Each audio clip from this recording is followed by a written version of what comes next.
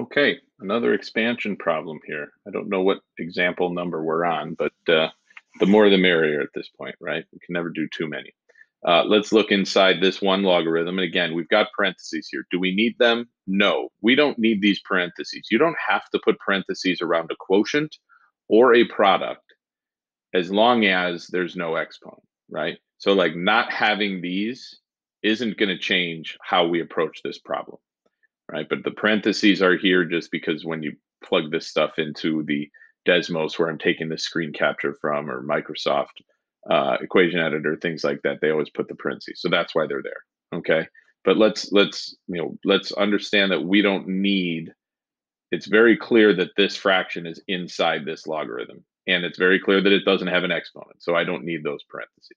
All right. We have no radicals. Okay. And we have no exponents for the entire log. So the first thing we look to do is separate the fraction, or expand the fraction into the difference of two logs. So I have the entire numerator goes with one log minus the entire denominator, which is just this number 2. Okay. And then we go back through the process again and we say, okay, inside this logarithm, is there an exponent for everything? No. Right? Is there a quotient? No. Is there a product? Yes. So now we're going to expand this. Okay.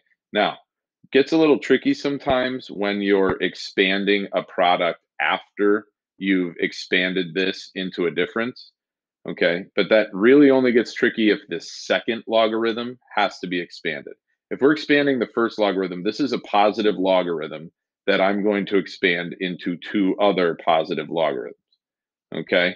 It gets a little weird if we're subtracting a log that needs to be expanded, because you almost consider this, and I know this sounds really silly, but like when you're taking, like I get this image in my head of Olaf in this one animated short where like he sneezes and like these little snowballs pop out. Okay. And then the snowballs keep duplicating and duplicating and they're all the same.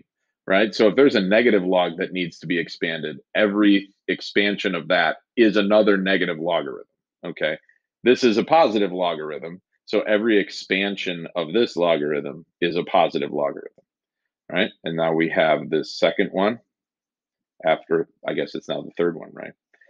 Now we look at all these logarithms again, and we see no exponents in either one, right? We see no more quotients in either one. We see no more products in either one, okay? So as far as expanding these logs, we're done expanding them, but in terms of simplifying them, okay, I could take a look at this first one and say, what's log base 3 of 9? Log base 3 of 9 is the power of 3 that I raise it to get 9, which has a value of 2. So I'm going to simplify that logarithm into that value. I don't know what power I raise 3 to get the number 2, so I'm going to leave this. Okay, so I'm basically looking to evaluate any log that I can without using a calculator. Okay, if we wanted to get crazy with it, I suppose we could evaluate this because it would have a numerical value and then subtract that from 2, but we'd be looking at a decimal.